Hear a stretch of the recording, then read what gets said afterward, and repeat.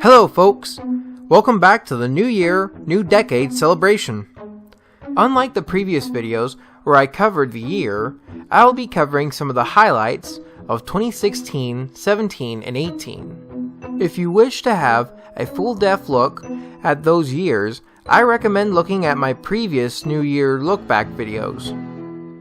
I'll leave a link down in the description box below so you can go check them out. Well, with that out of the way, let's get on with the video. We first go to Minneapolis, Minnesota on June 3rd and 4th. On both these days, we saw and chased Milwaukee Road 261 as it did its run to Duluth, Minnesota. Milwaukee Road 261 is an S3 484 Northern built by the Alco Schenectady Works in 1944. It stayed on the Milwaukee Road until 1954 when it was retired. Luckily, in 1958, she was then donated to the National Railway Museum of Green Bay, Wisconsin for preservation.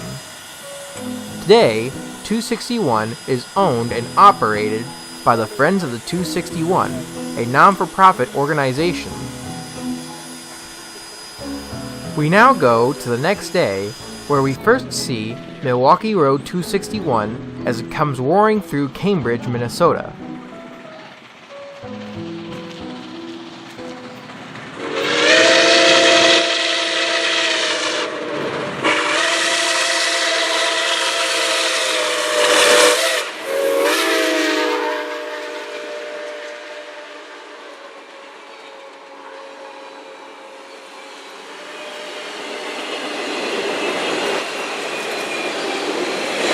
We next see the train in Hinckley, Minnesota, where the former Great Northern Railway and the Northern Pacific Railway crossed at a diamond once. The diamond was removed ages ago.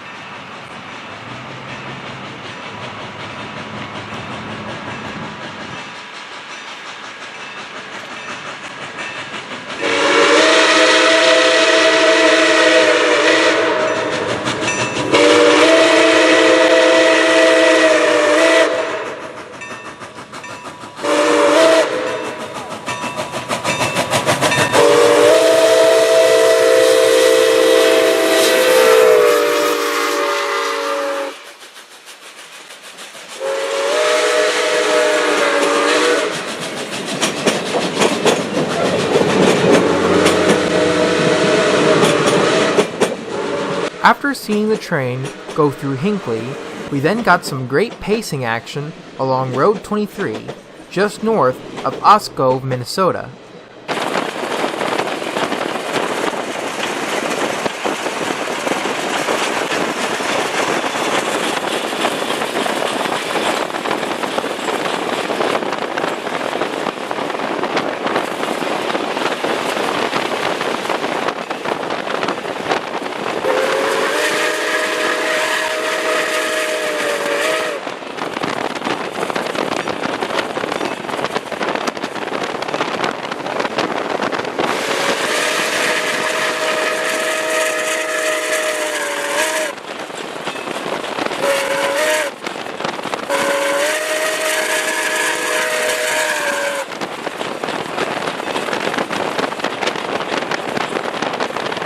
We then saw the train as it crossed the impressive Ninja River Bridge near Boylston, Wisconsin.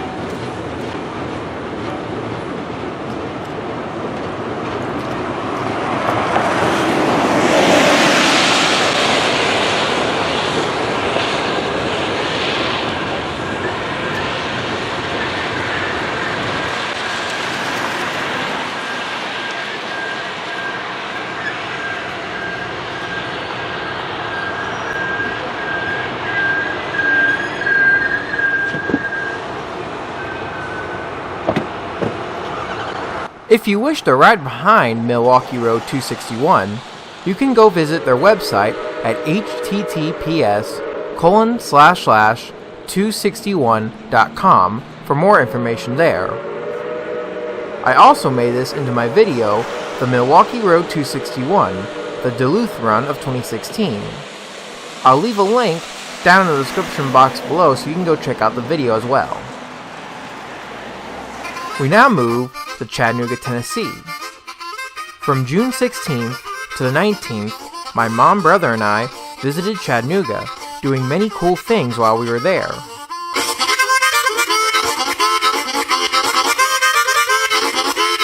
One of the things we got to do here was visit the well-known Tennessee Valley Railroad Museum.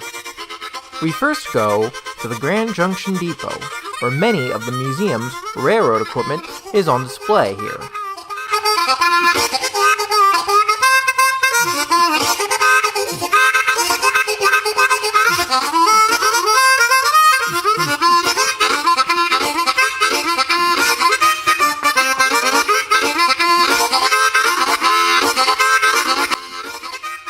The depot also makes for a good place to railfan Norfolk Southern's North Atlanta District main line. While at the platform, we saw a BNSF-led westbound coal train as it came by the Grand Junction Depot.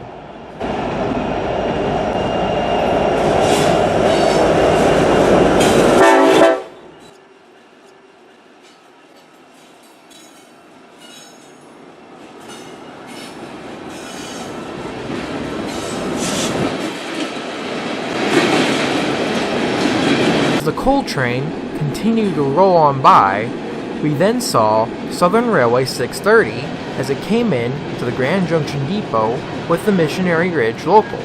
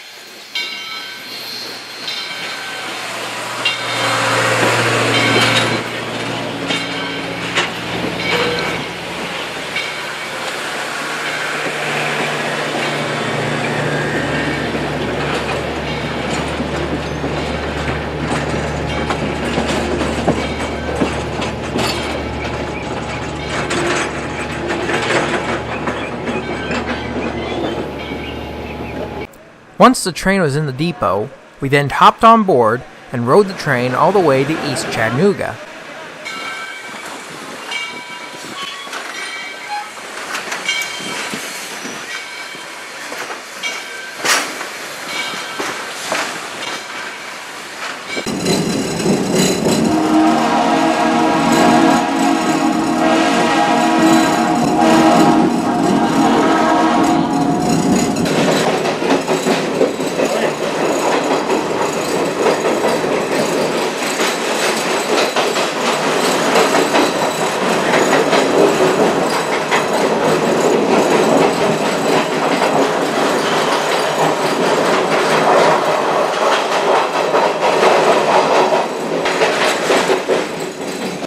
Soon we arrived in East Chattanooga.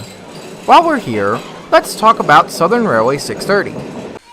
630 is a KS1 280 consolidation built in 1904 by the Alco Richmond Works in Richmond, Virginia.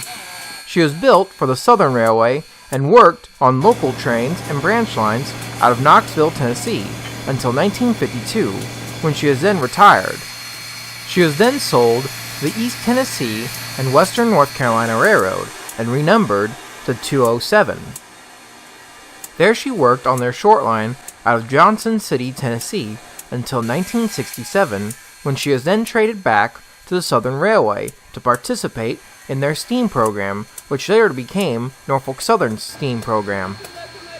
We'll now watch as 630 takes a ride on the turntable here in East Chattanooga.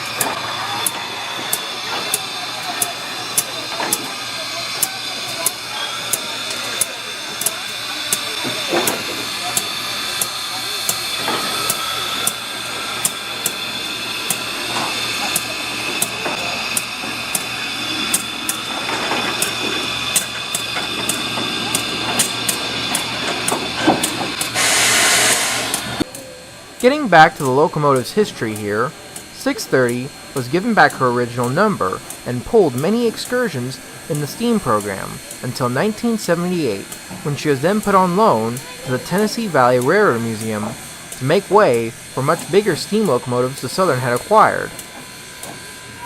In 1989, 630 was then taken out of service and stored at the Tennessee Valley Railroad Museum.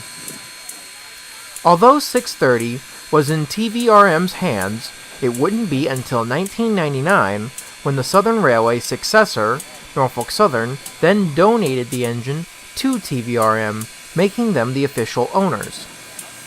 Once 630 was in their hands, they then began a 10-year restoration on 630, and on March 14, 2011, 630 ran under her own power.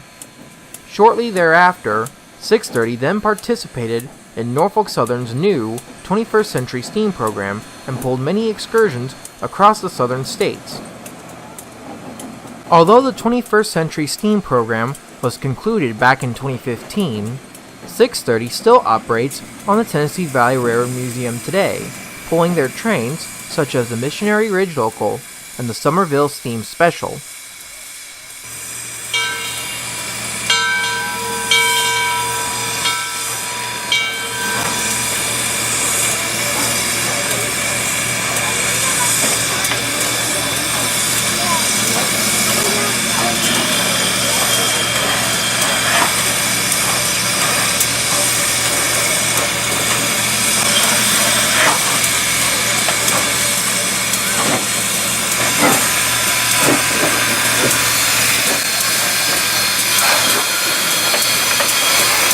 Later on, we then found ourselves back at Grand Junction, where we saw Southern Railway 630 pushing the train back to East Chattanooga, finishing the day.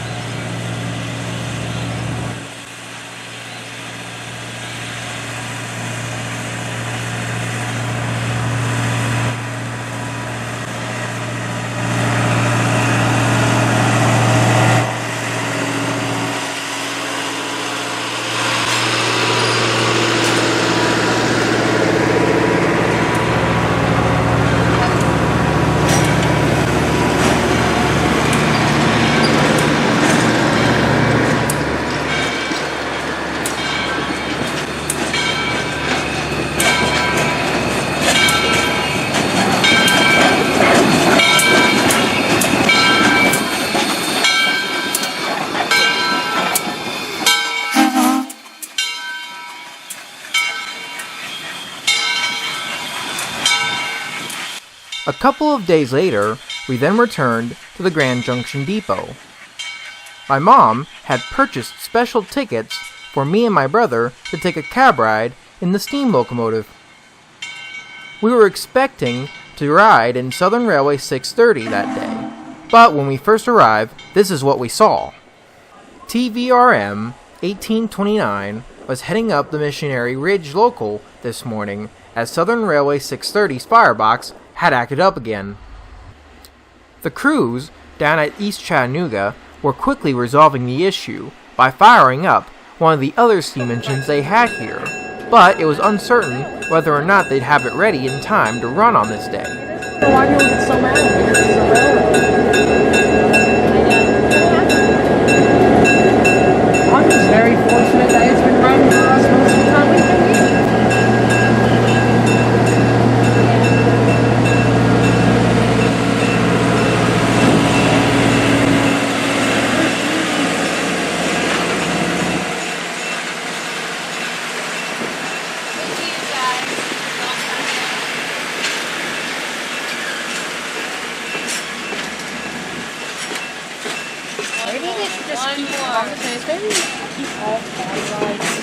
After 2 train rides of waiting, we then finally got to see the steam engine we were going to be riding the cab in as it pulled into the Grand Junction Depot.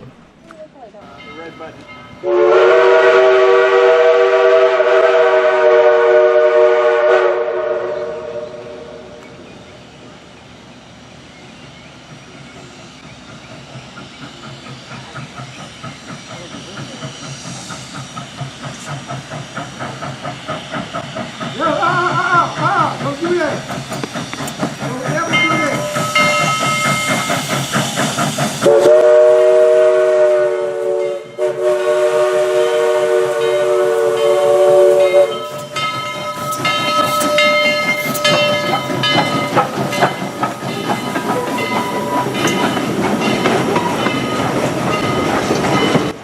Southern Railway 4501 is a MS-282 Mikado built in 1911 by the Baldwin Locomotive Works in Philadelphia, Pennsylvania.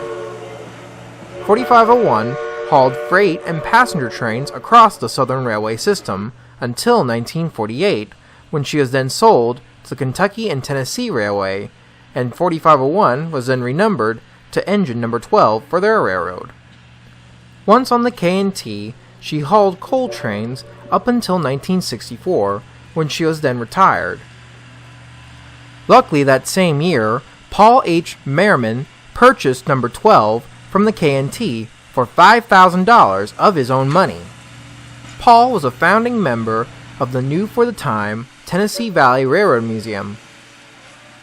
After getting permission by the Southern Railway to get the engine back to Chattanooga, he and a bunch of members from TVRM started to restore number 12 back to operational condition and returned it back to 4501.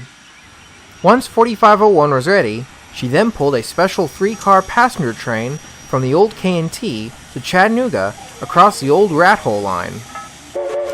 Once at TVRM in Chattanooga, 4501 then was put under a restoration because her flue time was just about to expire. Once the restoration was completed in 1966, she then embarked on her first excursion run from Chattanooga, Tennessee to Richmond, Virginia, kicking off the Southern Railway's new for the time steam program.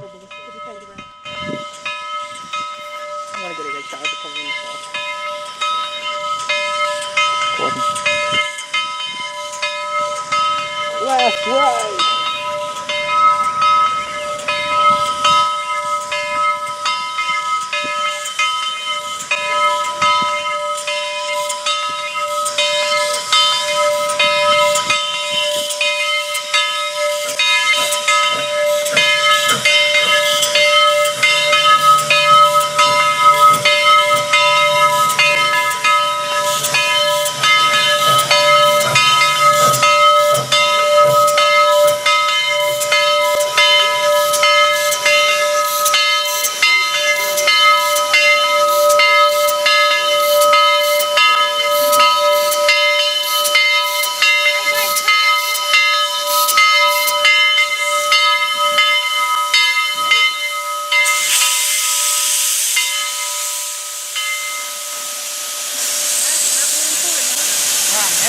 From then onward, 4501 pulled many excursion trains across the Southern Railway, and then later Norfolk Southern system until 1994, when Norfolk Southern announced an abrupt end to the old steam program. Once the program was done, 4501 stayed in operation at TVRM until 1998, when her flew time ran out and she was then retired. Then, in 2010, Norfolk Southern announced the then new 21st Century Steam program with the intent of bringing back steam to NS's mainline. Restoration of 4501 began in 2012, and by September 6, 2014, 4501 was fired up for the first time and has been running ever since. Although the 21st Century Steam program was abruptly ended in 2015, 4501 has still been pulling passenger trains for TVRM, such as the Missionary Ridge Local and the Somerville Steam Special, occasionally double-heading with Southern Railway 630.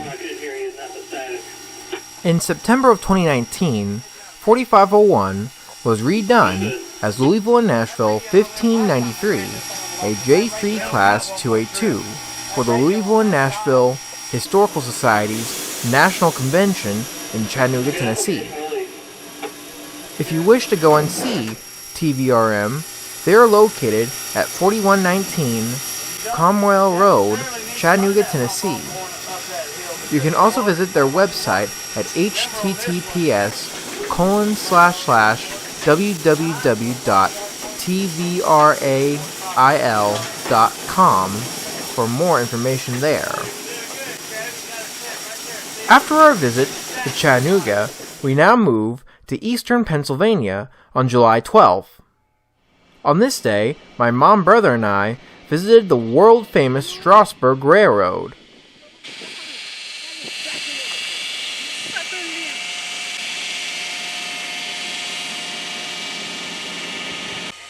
The Strasburg Railroad is well known for their operation of steam locomotives, and sitting just outside the shops being readied for the trains today is Strasburg Railroad 475, a former Norfolk Western Class M 480. She was built in 1906 by the Baldwin Locomotive Works in Philadelphia, Pennsylvania, to work in freight and coal trains for the N&W. But as larger engines came into existence, 475 was then assigned to branch line trains. She stayed on the N&W until 1956, when she was then retired. She was then passed on from owner to owner until she was finally sold to the Strasburg Railroad in 1991, and by 1993 she was then in operation here, and she has stayed in operation ever since here. I'm also glad I got these shots of 475 while I was here, because in early 2019, during her 1472 day inspection, her headlight was centered, giving the engine a new look. Once out of the shops, she then participated in the reunion of steam when former Norfolk Western Class J 611 came to visit the Strasburg Railroad. As the crew was readying the 475, we then saw Main Eastern 764 pushing 2 grain cars onto the main line.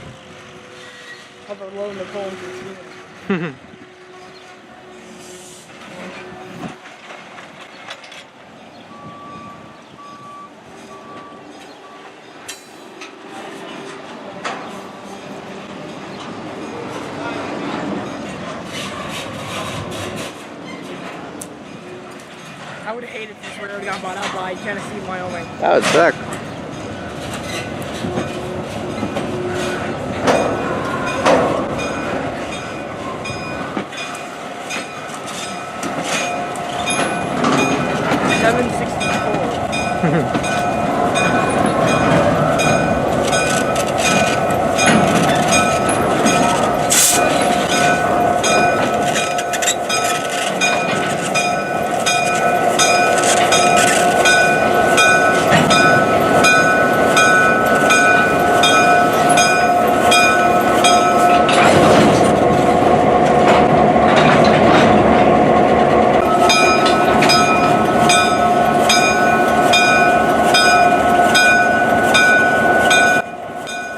Main Eastern 764 is an EMD GP9 and was on loan to the Strasburg Railroad because their own diesel, Strasburg 8618, was being repaired. The Strasburg Railroad also runs freight trains both behind steam and diesel. After 764 moved the cars out of the way, we then saw 475 pull up on the main line.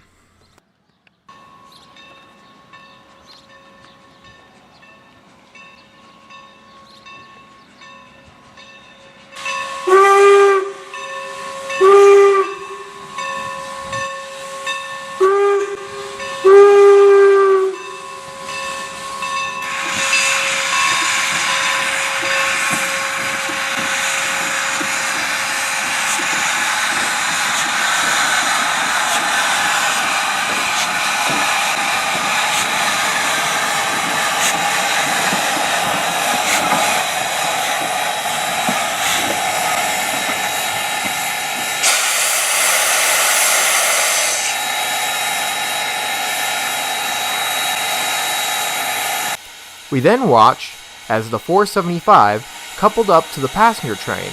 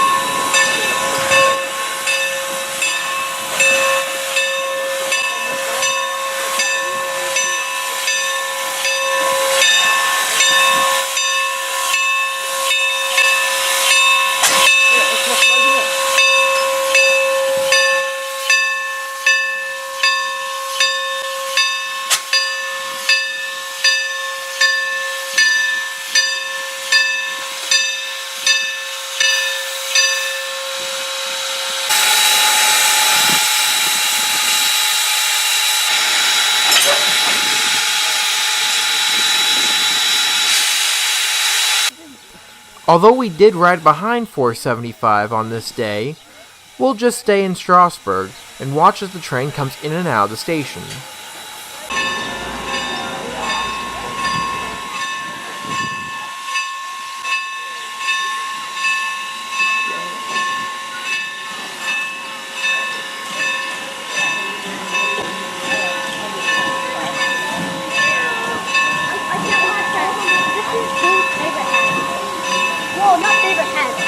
Favorite cat. Favorite cat. No one has a favorite.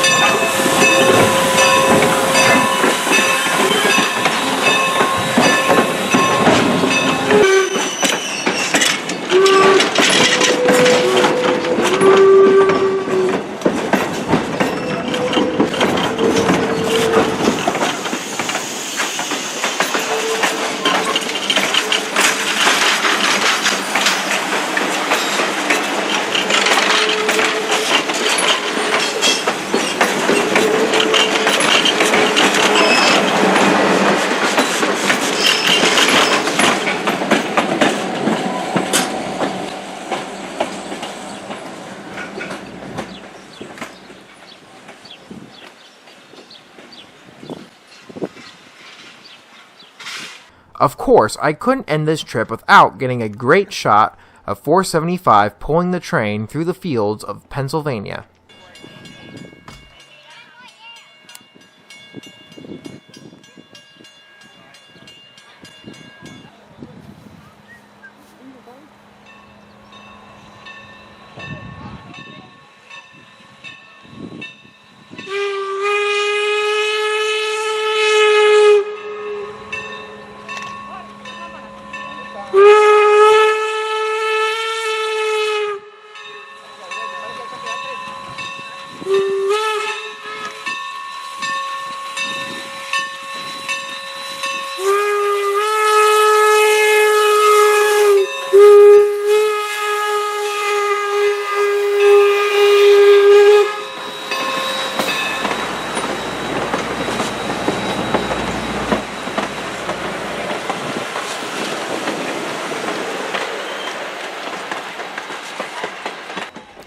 If you wish to go and visit the Strasburg Railroad, they are located at 301 Gap Road, Strasburg, Pennsylvania.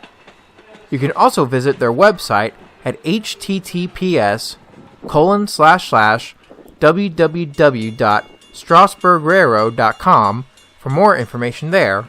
We now return back to Ohio on September 24th. On this day, we had tickets to go with the Mad River and Nickel Plate Railroad Museum on a trip they called Saturday of Steam.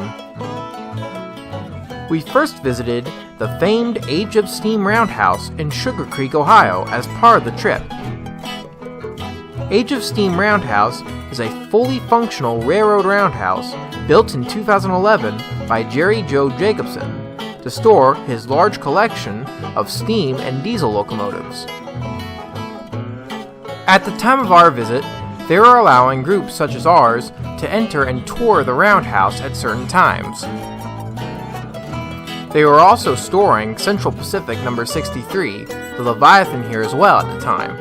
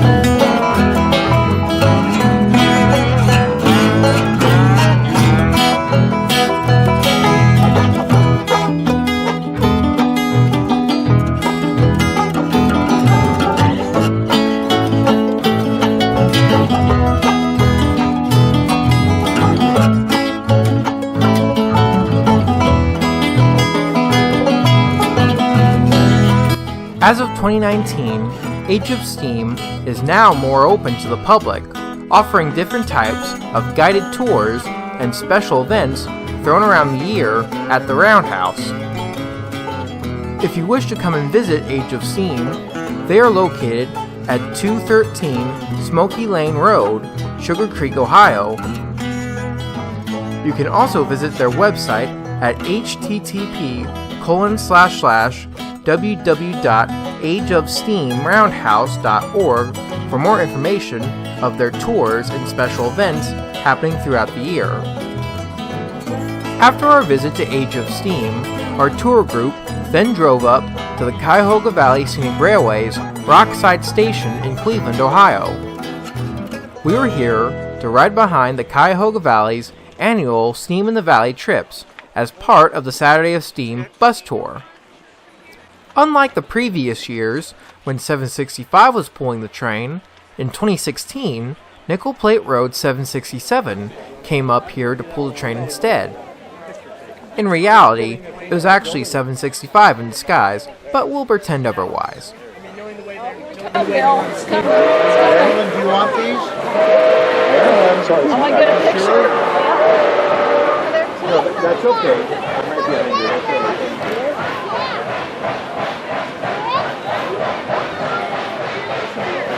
You guys get good ones.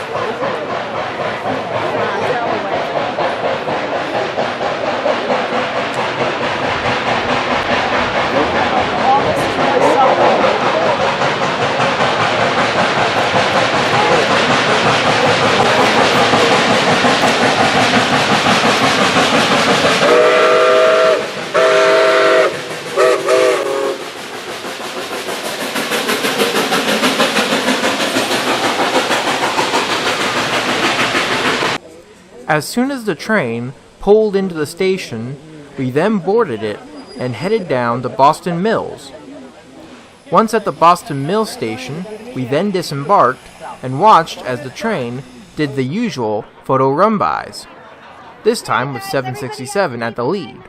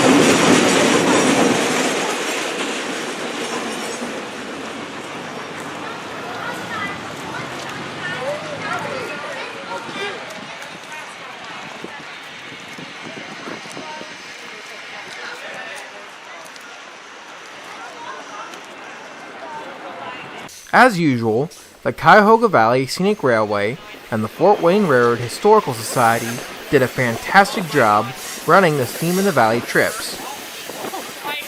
If you wish to go and ride the Cuyahoga Valley Scenic Railroad, you can go visit their website at https://www.cvsr.org for more information there. We now move on to 2017. We are now in Lockbourne, Ohio on March 13th. On this day, BNSF had invaded Rickenbacker Yard, and with their invaders was former Atchison, Topeka and Santa Fe 646, a GE C44-9W built in 1994. As some of you have probably guessed, I heard about this old gal off of heritageunits.com, and the reason why this is part of my highlights of 2017 was because not only was this the first time I have ever seen an original post-merger engine, but I ended up on a small chase with this engine as it ran from here to Watkins Yard and return. we first see 646 as it leads the two other locomotives underneath the old abandoned Lockbourne Road Bridge.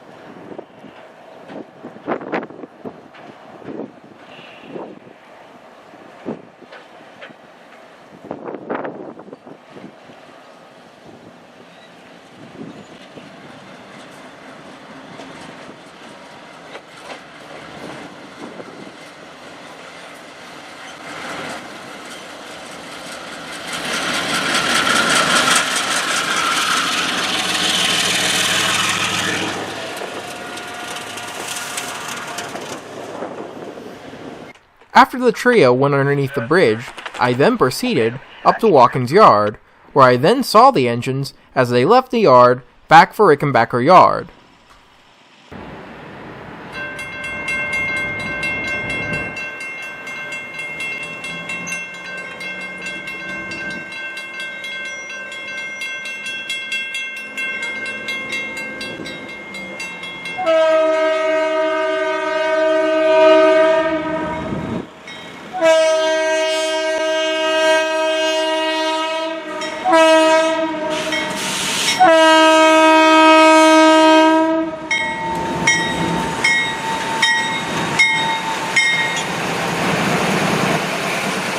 I covered this entire trip in my video, John's Trains Adventures, Season 2, Episode 11, War Bonnet in Central Ohio. We now move on to Roanoke, Virginia on May 27th. On this day, Norfolk and Western 611 was running 2 mainline excursions on Norfolk Southern's mainline. In the morning, my brother and I rode behind 611 as it ran from here to Lynchburg, Virginia and returned. That afternoon, my dad, brother, and I then chased 611 as it ran from here to Walton, Virginia and returned. That's the trip we'll be covering in this video. We first see 611 as it departs westbound out of Roanoke, Virginia.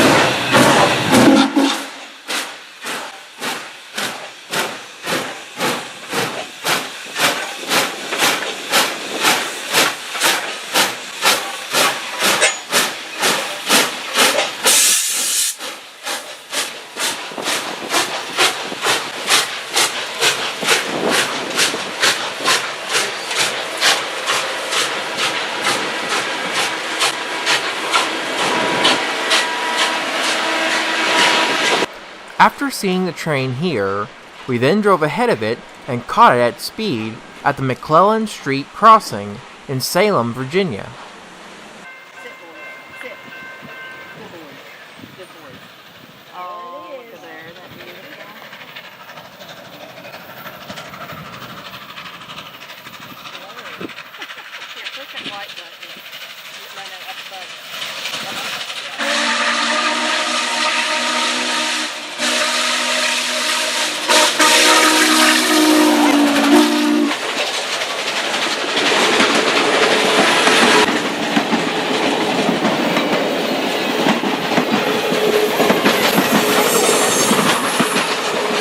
After the train passed by here, we then drove to the highlight of the chase, the Montgomery Tunnel.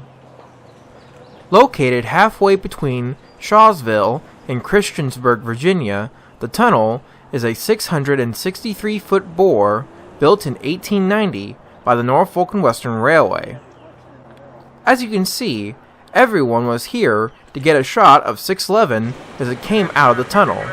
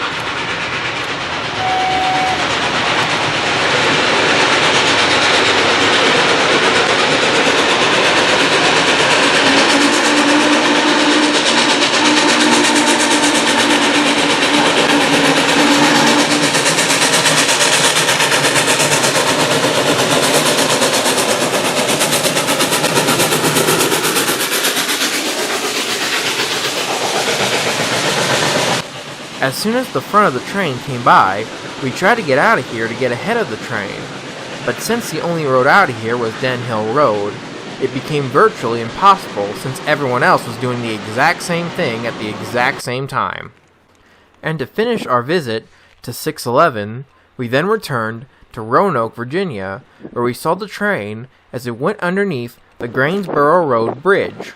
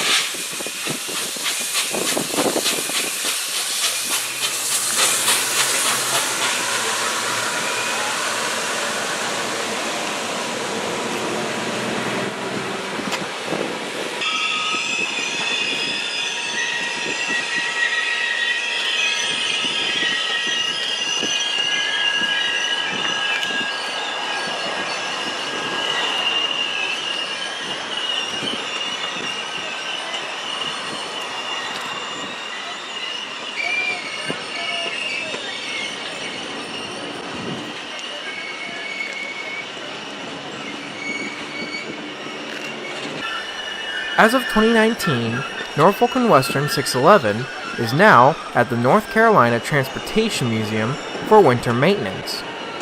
If you wish to ride behind 611, you can go visit the Virginia Museum of Transportation's website at http://www.vmt.org for more information. You can also go to http://fireup611.org/steam-revolution/ for more information there as well.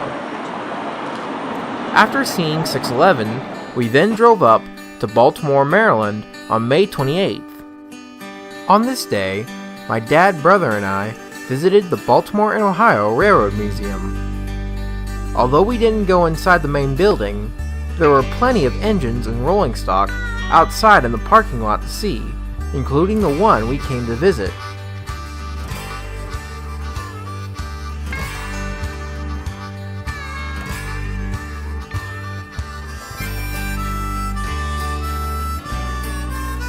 Many of you guys know the engine as American Freedom Train No. 1, but to my brother and I, we know it as Reading 2101. The engine was built in 1923 by the Baldwin Locomotive Works, originally as an I-10A Class 280 consolidation. Then in 1945, the engine was rebuilt at the Reading shops and made into a T1 Class 484 Northern. After the rebuild, the engine continued to work for the Reading until 1967, when she was then retired. After that, she was then stored in a scrapyard till Ross E. Rowland bought the locomotive and used the 2101 for the 1976 American Freedom Train excursions. After that, she was then stored again until 1977, when she was then brought out to serve on the Chelsea Steam Special till 1978, when the locomotive got caught up in a roundhouse fire.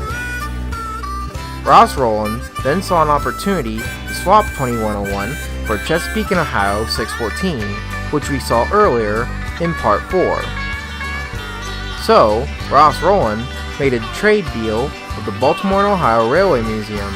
Ross would take 614 and restore that engine, and his team would repaint 2101 and give her to the museum, where she has sat to this day. If you wish to visit the Baltimore and Ohio Railroad Museum and see 2101 for yourself, they are located at 901 West Pratt Street, Baltimore, Maryland.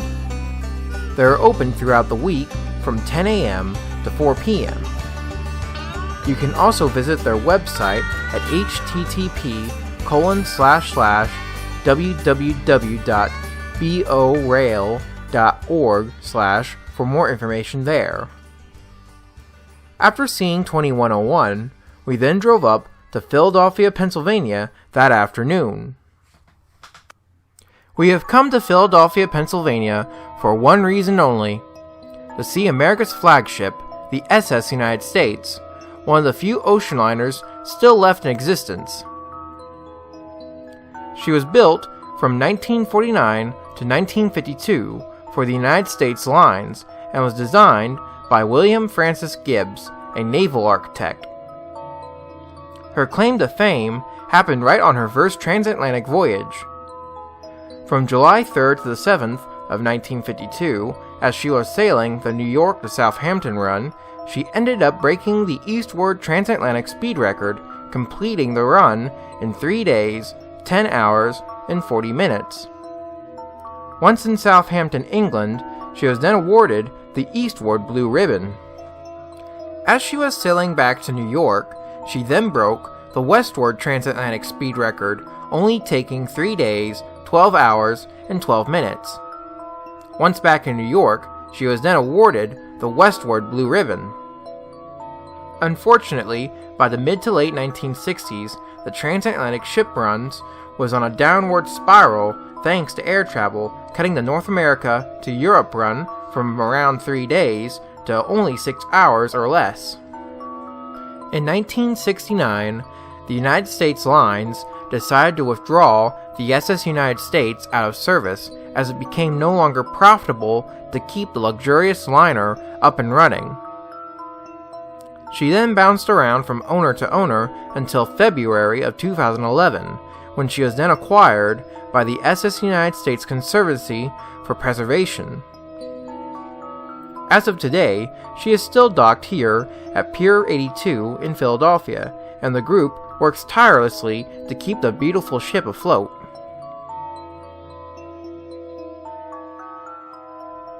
If you wish to help keep the ship afloat and see what the Conservancy is up to, you can go visit their website at http://www.ssusc.org for more information there.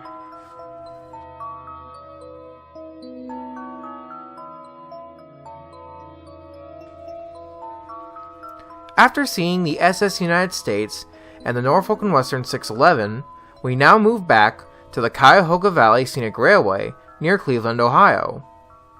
The date is now September 23rd, and as usual, Nickel Plate Road 765 was pulling the annual Steam in the Valley runs. We are at the Canal Exploration Center Depot, where we see CVSR's regular train as it pulls into the depot, with CVSR 6771 at the head and CVSR 4241 on the rear.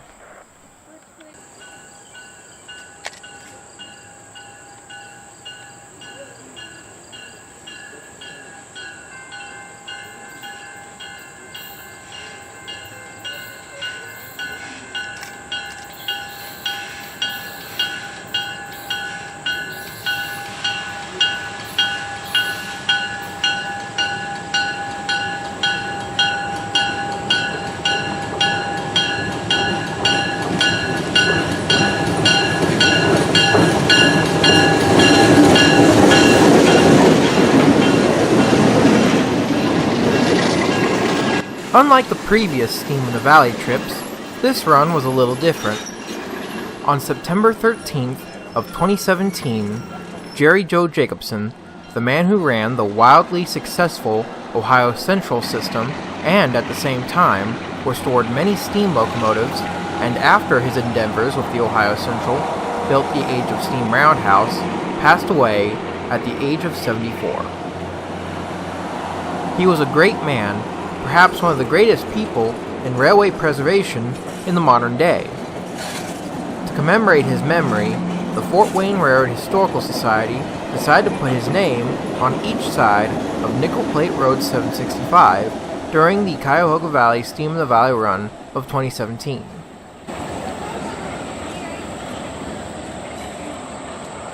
As usual, we join the crowds in Boston Mills to watch Nickel Plate Road 765 as it does the photo run-bys.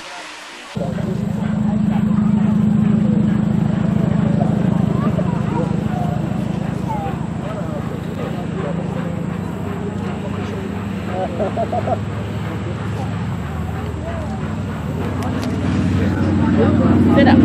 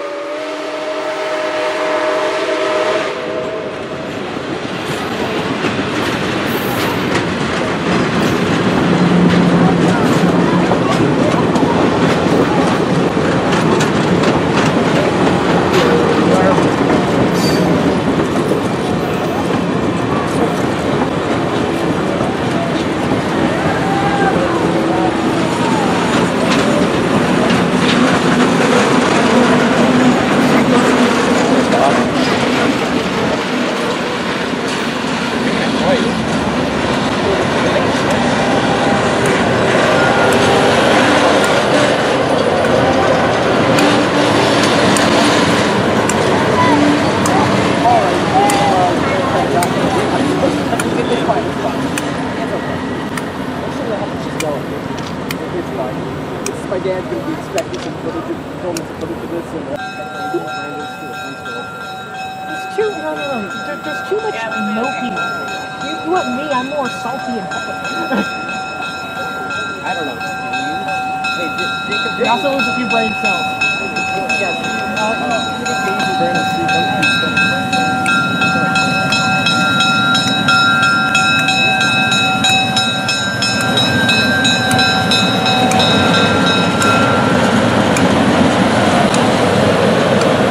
Unlike the previous years, where CVSR 6771 was of 765, this year CVSR 1822 was paired with the Big Burke.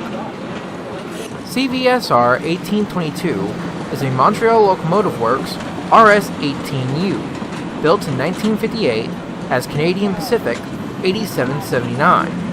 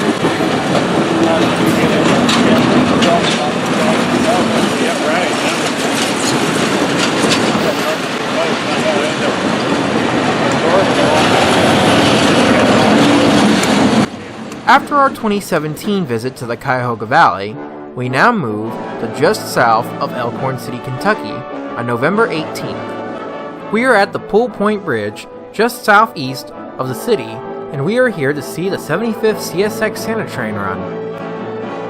The CSX Santa Train is a special passenger train that runs from Shelbyana, Kentucky to Kingsport, Tennessee, and along the way makes many stops to distribute gifts and supplies along the route. For this year's run, CSX had restored Clinchfield 800 and EMD F3A diesel locomotive to lead the train this year. To make things even better, Clinchfield 3632 and EMD SD45 was also with 800 on this run. We now watch as Clinchfield 800 and 3632 exit the tunnel and cross the Pool Point Bridge.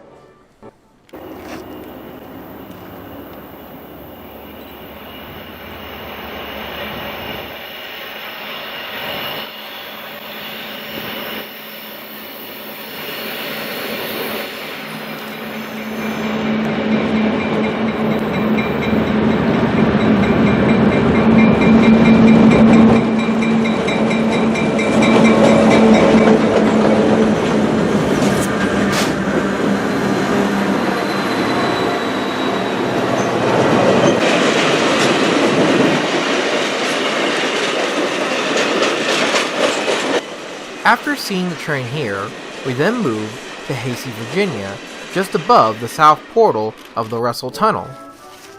Here the train will make one of its stops to distribute its load to the waiting crowd down below. Before 2019, this was the most crowded chase I've ever been on. It seemed like every rail fan east of the Mississippi had came here to see this event. But I don't blame them for coming. The last time something this big happened was when Union Pacific Challenger 3985 came here in 1992 for the 50th Santa train run. During that run, Union Pacific dressed up 3985 as a Clinchfield Challenger and even gave it the number 676 for that run. Soon, Clinchfield 800 popped out of the tunnel and pulled into Hasey, Virginia.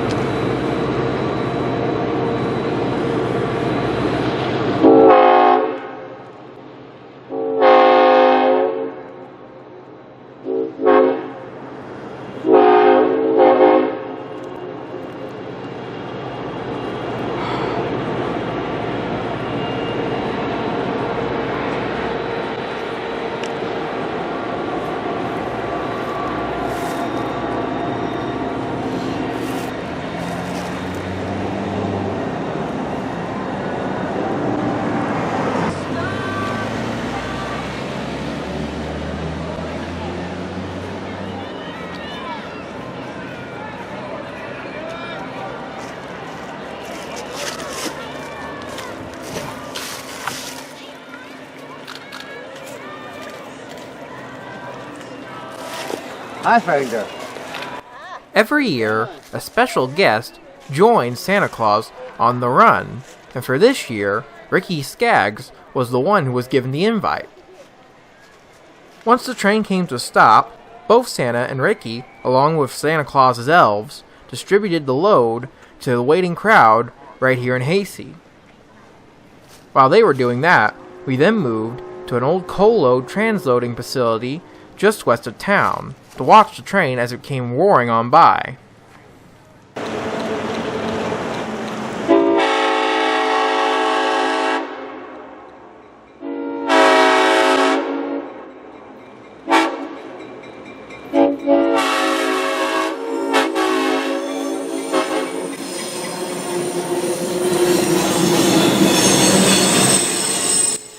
As the train passed by here, we then moved to Clinchco, Virginia, and saw the train as it rounded the bend just before the Route 83 McClure River Bridge.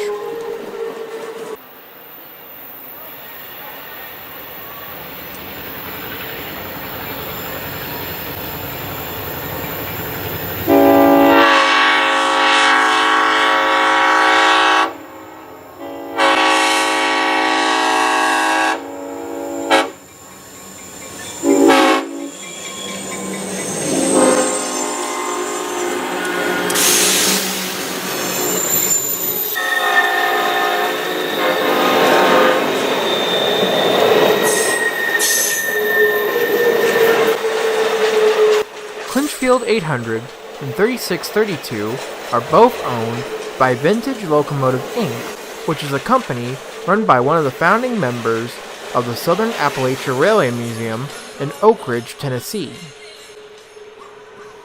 After seeing the train here, we then moved to the Carter Stanley Highway / Road 643 railroad crossing just south of McClure, Virginia.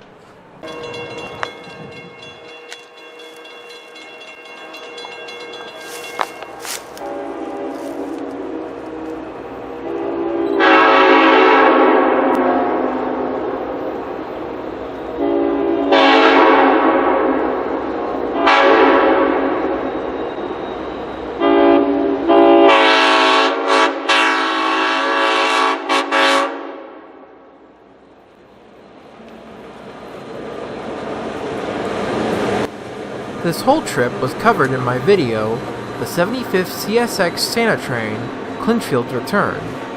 I'll leave a link down in the description box below so you can go check out that video.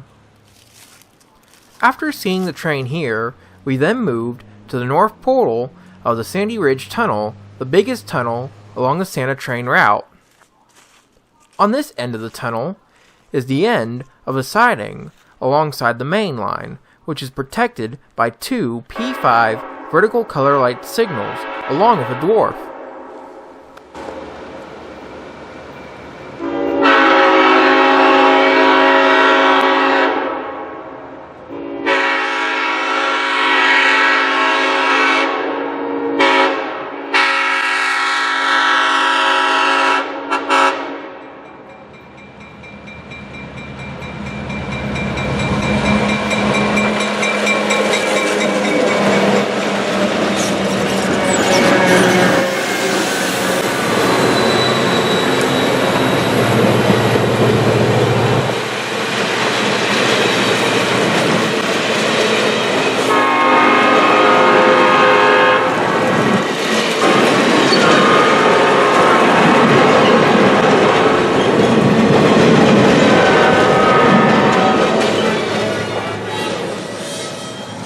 If you wish to see this train, it always runs the week before Thanksgiving every year. We now move back to Ohio, this time to Worthington, on December 3rd. On this day, thanks to a friend of ours, this was the first day my brother and I got into the preservation business at the Ohio Railway Museum. As soon as we walked in and signed the appropriate papers, we got straight to work. I was assigned to cover Columbus and Southern Electric No. 2, a small center cab switcher. It used to work at a power plant in Pickaway County, Ohio, pulling coal cars from the Class 1s to the power plant. While still operational, it's only used for maintenance here at the museum. An interesting note of ORM is that it is one of two railroads in the state of Ohio to have an overhead electrical system to power the equipment here, such as Ohio Public Service No. 64, which is running this day. Speaking of 64, if you guys watched part 1 of this decade series, this was the interurban car that was under the orange tarp back in part 1 in 2012. We now watch as 64 departs the museum grounds with a happy load of passengers.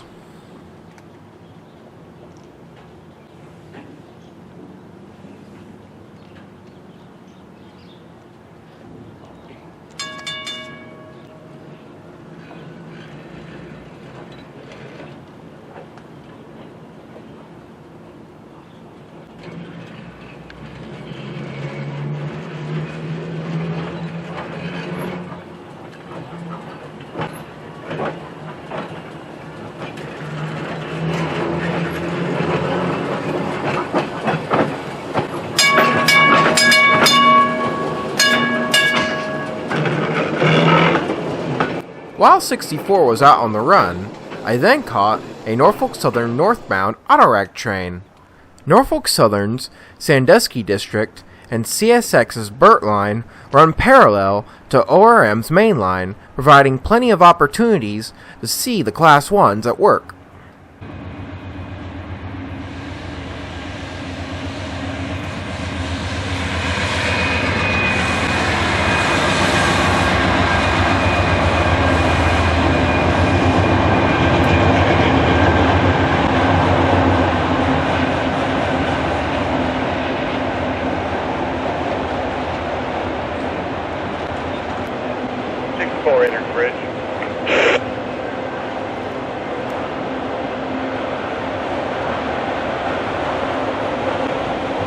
As soon as the Autorack train cleared, 64 then came back into view, heading back for the main yard.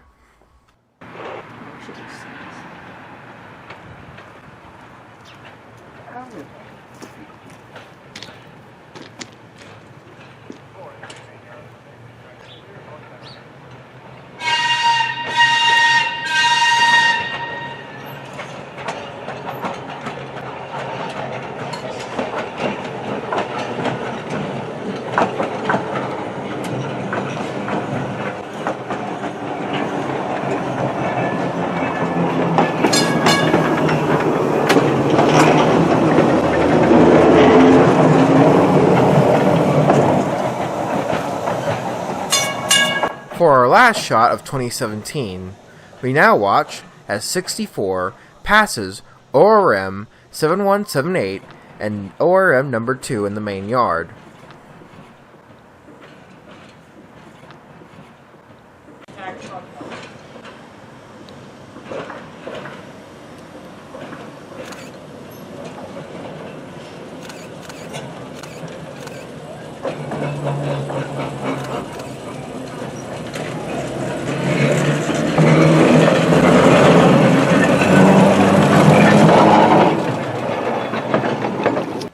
Now, before we leave the Ohio Railway Museum, let's talk about Columbus Street Railway 703, ORM's latest project.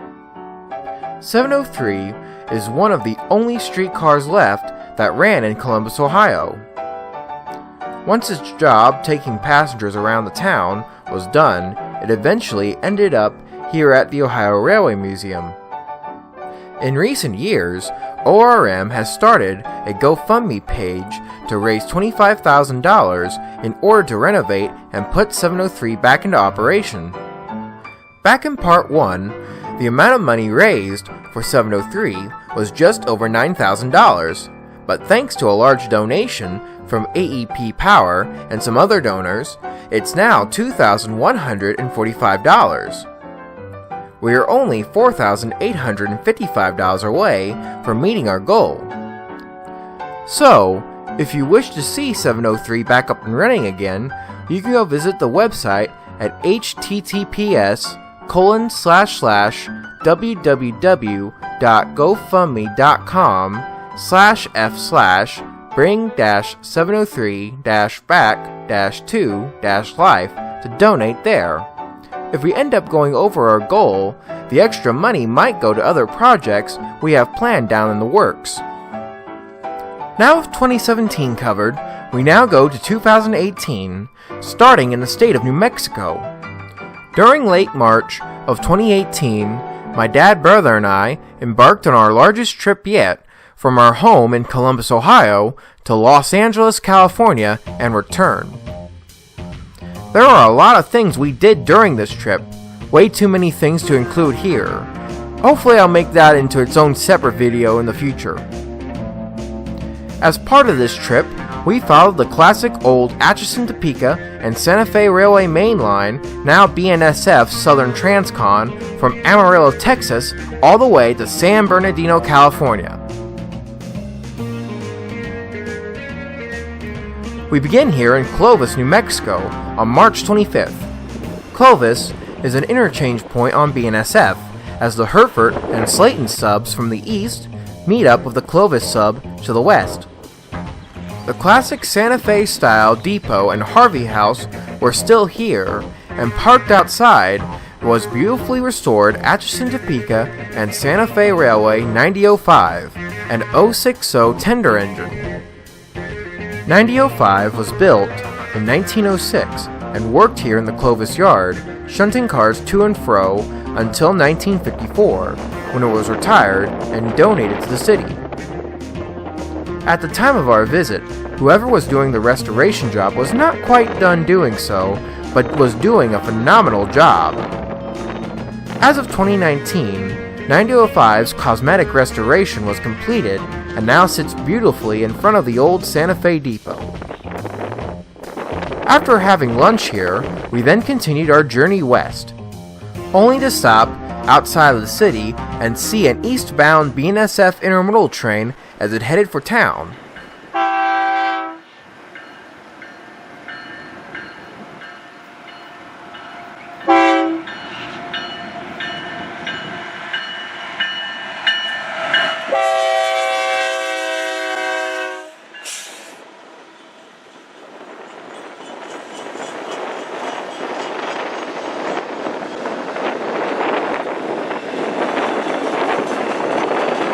We are at the Road Z crossing along Route 60/84 in the small town of St. Vrain, New Mexico.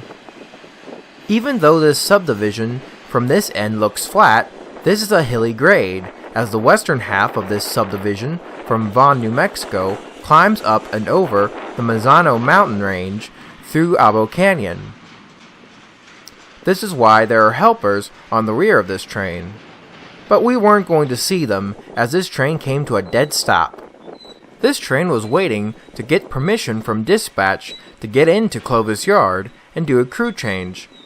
Of course, we couldn't wait for this, so we then moseyed on down the trail, or in this case, a road.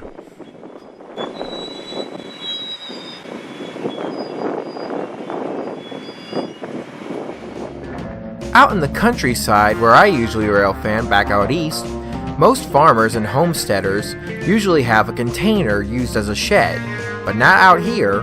Most people here use old-fashioned railroad boxcars just for that purpose.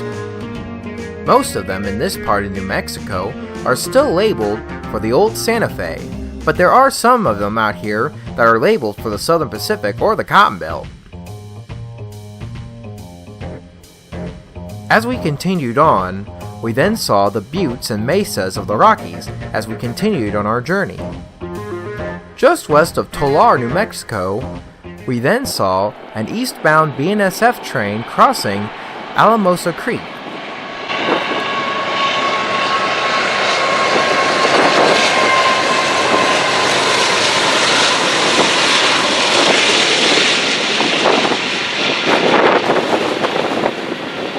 Just around the bend from here is a marker marking the site of a deadly train derailment that happened near the end of World War II.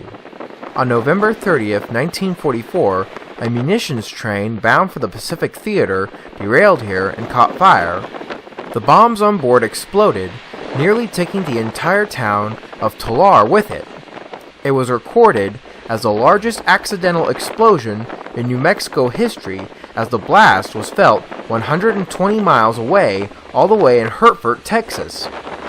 Next to the marker is what's left of one of the cars that was carrying the deadly load. Miraculously, only one person died during the entire disaster. It's still sad that one person died, but this whole thing could have been a whole lot worse. On the rear of this train was Canadian Pacific 9801, which was on some sort of leasing or horsepower hour agreement, I'm assuming. Either way, it was really interesting to see this Canadian really far away from its home turf.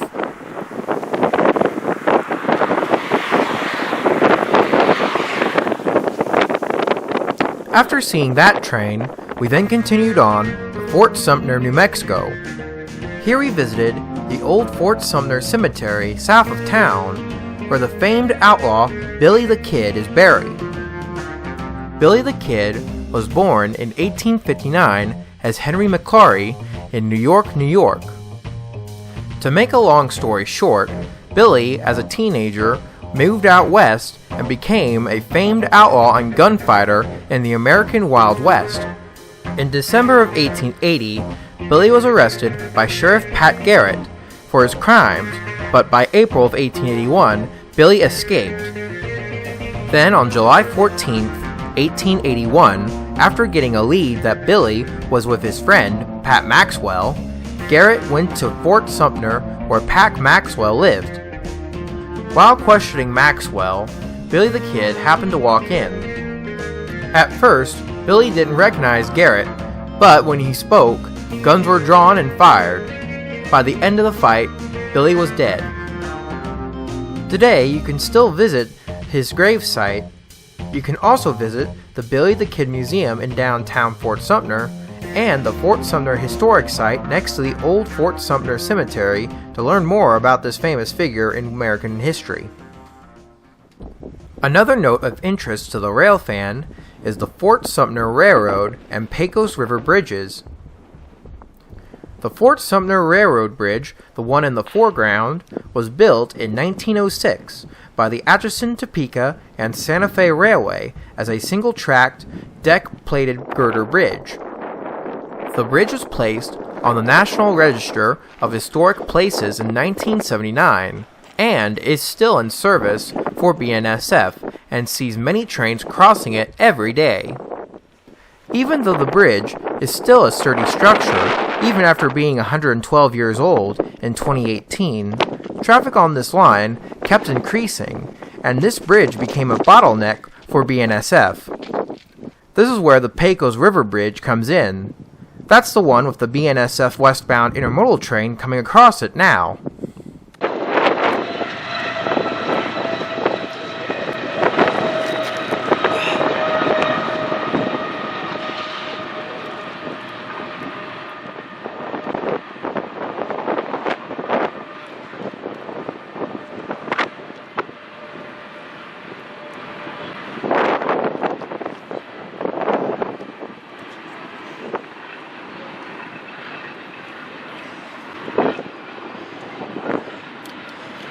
This bridge was built in 2017 as part of BNSF's 2016 capital program.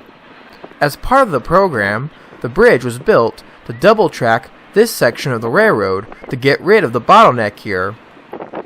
Both bridges are mighty impressive structures in their own rights, but I couldn't leave here without seeing a train cross the Fort Sumter Bridge.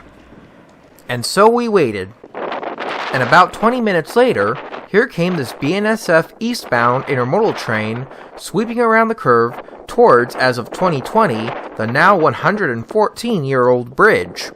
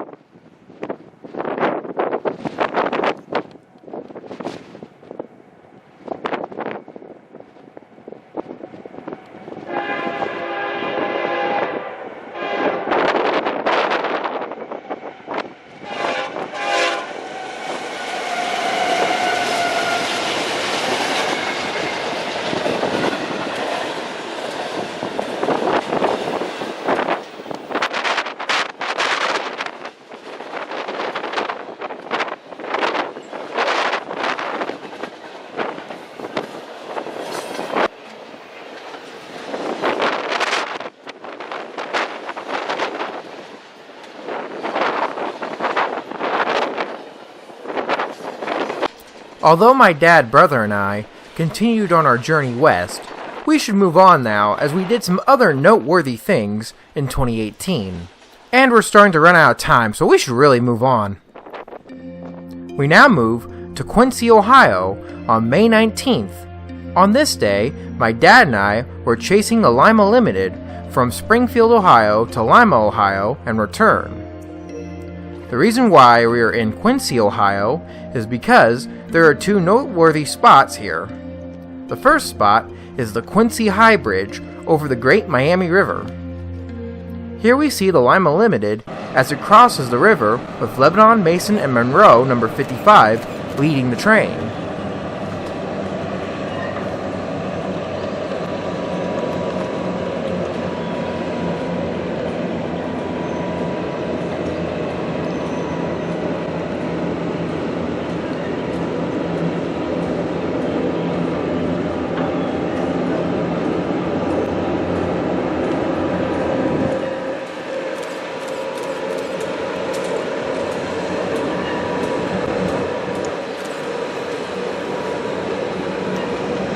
The Lima Limited, as well as the other train we'll be seeing in a little bit, are operated by the Cincinnati Railway Company as the Ohio Rail Experience. They offer public excursions across western Ohio every year. Normally, the locomotives used on these runs are usually LM&M number 55 and Nickel Plate Road 901 from the Lebanon, Mason, and Monroe Railroad. The other spot here is in downtown Quincy. Here, the old DT&I, now the Indiana and Ohio, crosses the ex-New York Central, ex-Conrail, now CSX St. Louis line. At the time of our visit, the old New York Central tricolor light signals were still standing and protecting both the lines here. For the Conrail fan, an old box with a Conrail sign on it is still here as well.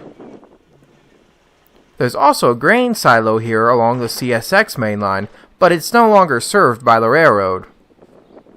And to finish our little visit here in Quincy, we see the Lima Limited now heading southbound with Nickel Plate Road 901 in the lead.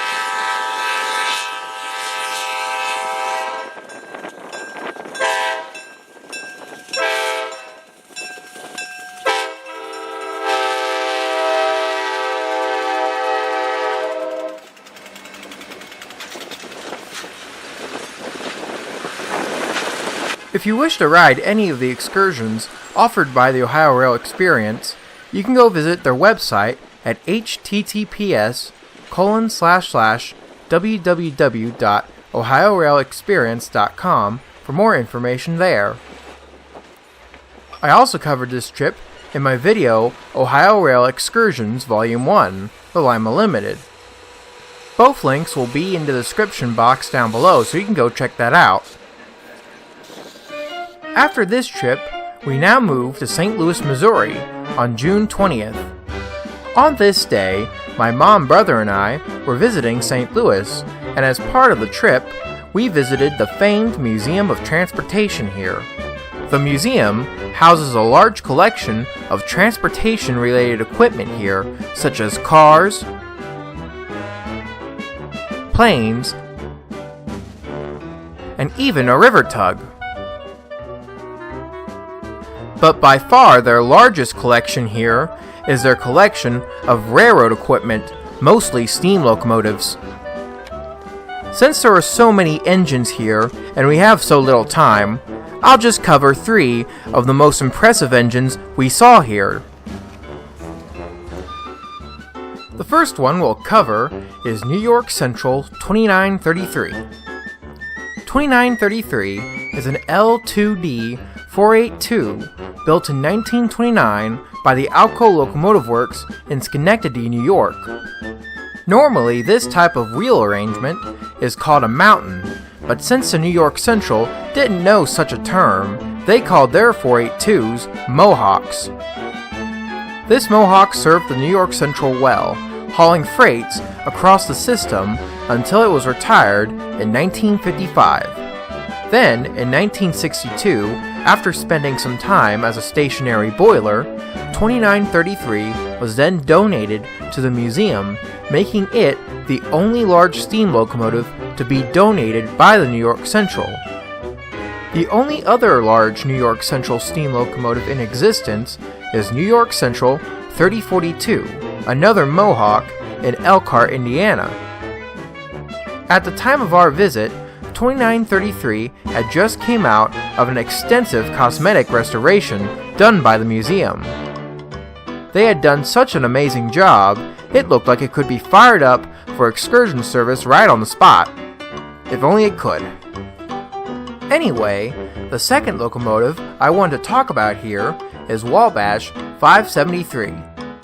573 is an F4 260 Mogul built in 1899 by the Rhode Island Locomotive Works in Providence, Rhode Island. The Rhode Island Locomotive Works manufactured locomotives from 1867 until 1901, when it and 7 other locomotive manufacturers merged to become the more well-known American Locomotive Company, or ALCO for short. 573 worked for the Wabash Railroad until 1955, when it was donated to the museum.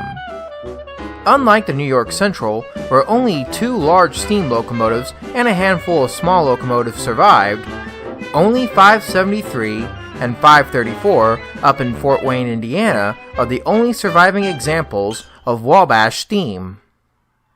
573 had also came out of an extensive cosmetic restoration as well, and it also looked good enough to be fired up as well. Seeing both 2933 and 573 side by side was very cool as well. And for the last locomotive I want to cover here, we go and see the famed St. Louis-San Francisco Railway number 1522. 1522 is a 1500 class 482 mountain type built in 1926 by the Baldwin Locomotive Works. 1522 worked for the St. Louis-San Francisco Railway, better known as the Frisco Railroad, pulling passengers and fast freight trains across their system until 1951, when she was then retired. Then, in 1959, she was then donated to the museum here, but as everyone knows, she wasn't destined to just stay on static display. In 1985, the St. Louis Steam Train Association was formed and picked 1522 for restoration, and by 1988, the mountain was fired up once more. From that moment onward, 1522 did many excursions across both the Midwest and the South, such as the 1990 NRHS Convention here in St. Louis, the 1994 Atlanta NRHS Convention, and the 2001 BNSF Employee Appreciation Specials, just to name a few.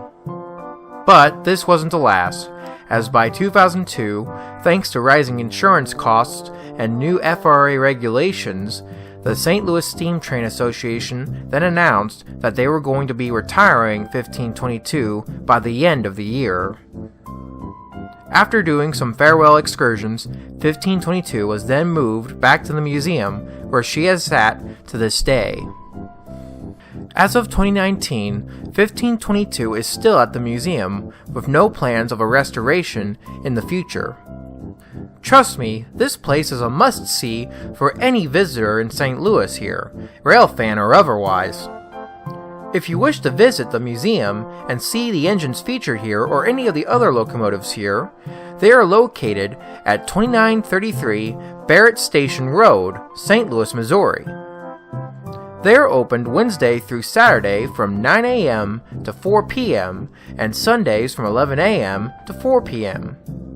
You can also visit their website at https://tnmot.org for more information there. After our visit here, we then returned to Ohio on October 6th. We are in Urbana, Ohio, and on this day, my dad, brother, and I were chasing the Ohio Rail Experience's Spirit of Urbana from Washington Courthouse to Urbana, Ohio, and return.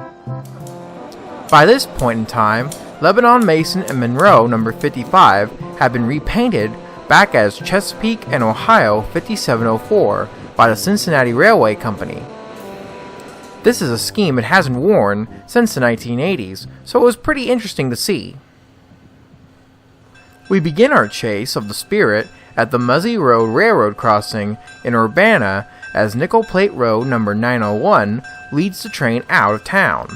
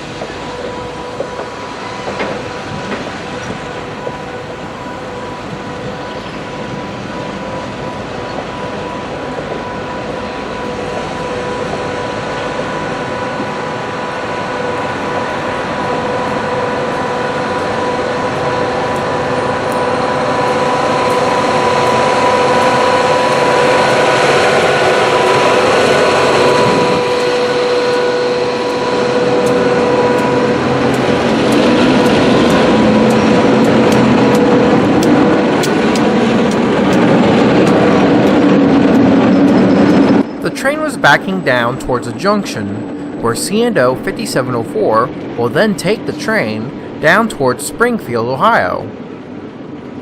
We now move to the Muzzy Creek Railroad Bridge just north of Mad River Pike.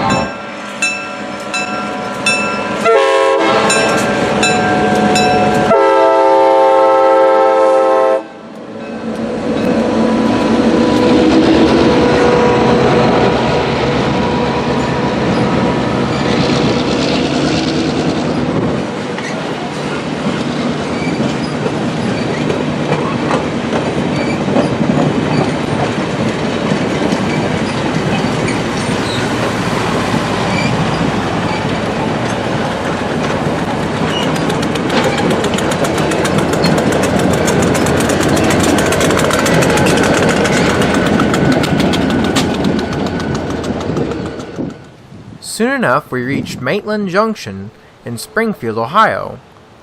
Here, the junction is protected by a small gate. We then watch the train come to a stop, and one of the crew members get off to open the gate to allow the train to come across.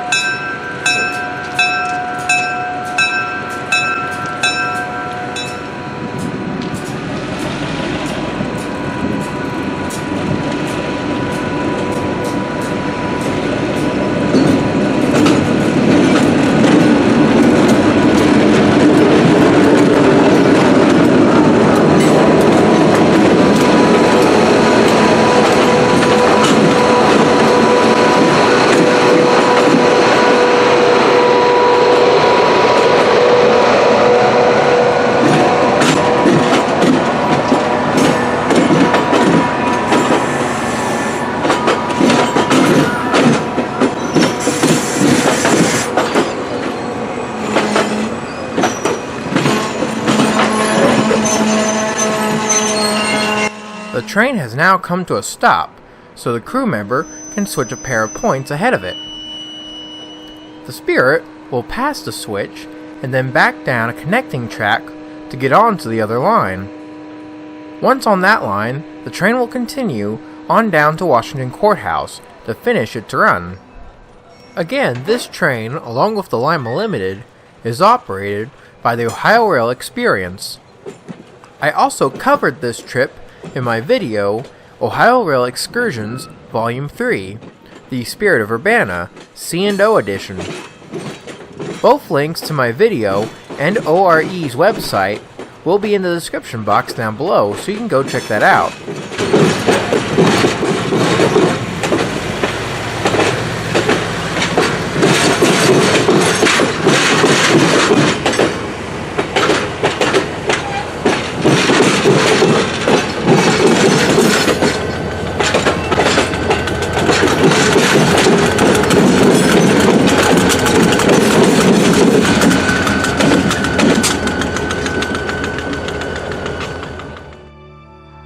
For our last spot in 2018, we now go to Nelsonville, Ohio on November 4th. On this day, my dad and I had came down here to see former Ohio Power Company No. 3 as it pulls some trains across the Hocking Valley Scenic Railway. Ohio Power Company No. 3, also known as now Hocking Valley Railway No. 3, is an 060 tender engine built in 1920 by the Baldwin Locomotive Works for the Beach Bottom Power Plant. Later on, No. 3 became part of Ohio Power, and then, in 1982, AEP, which took over Ohio Power at the time, then donated No. 3 to the Hocking Valley Scenic Railway. The engine stayed on display until 2003, when it was then entered into the Nelsonville shops to get restored, and by 2018, the engine was fully operational. As of 2019, No. 3 is still in service and operates across the Hocking Valley. To begin our chase, we first see No. 3 as it departs the Nelsonville Depot bound for East Logan, Ohio.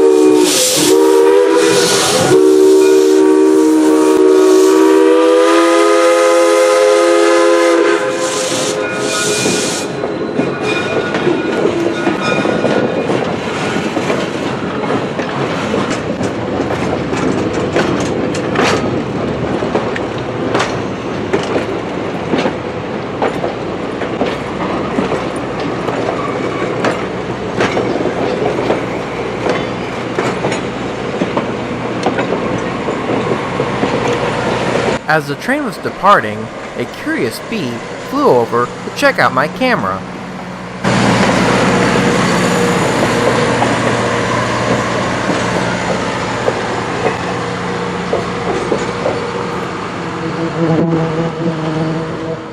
We next saw number 3 just south of the Hawking Canal Lock number 9 along Haydenville Road.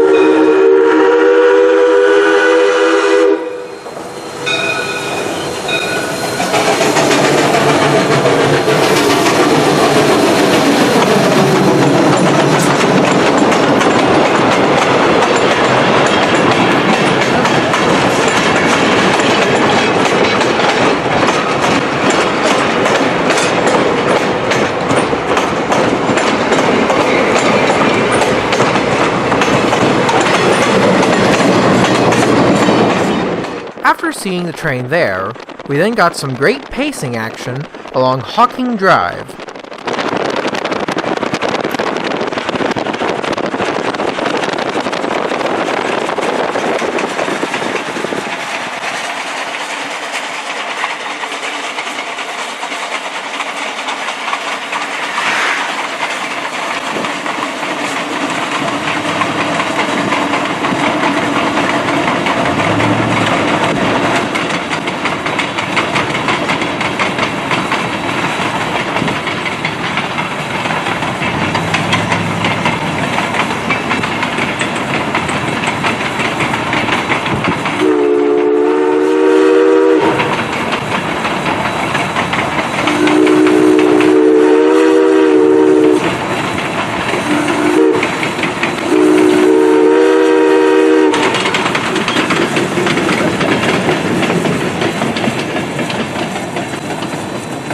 Soon enough, number 3 arrived in East Logan, Ohio.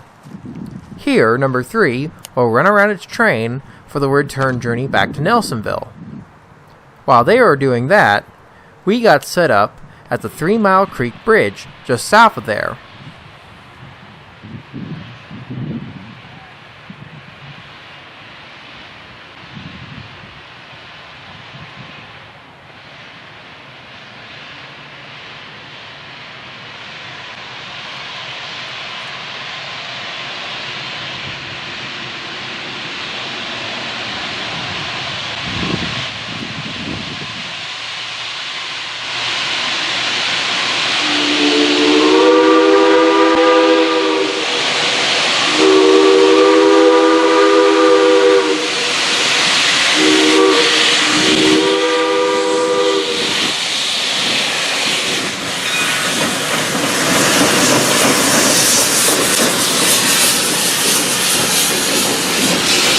If you wish to ride behind number 3, or any of the other trains operated by the Hocking Valley, they're located at 33 East Canal Street, Nelsonville, Ohio. You can also go to their website at https://www.hvsry.org for more information there. And for our last shot, we see the train along Haydenville Road, just north of Haydenville, Ohio.